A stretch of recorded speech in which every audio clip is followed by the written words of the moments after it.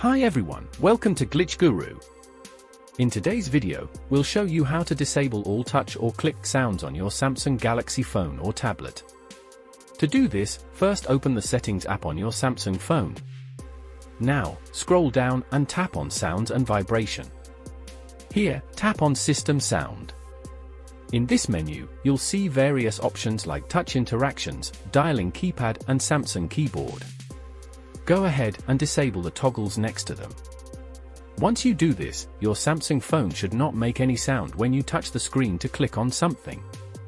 And that's it. If you have any questions, feel free to ask in the comments below. And don't forget to subscribe.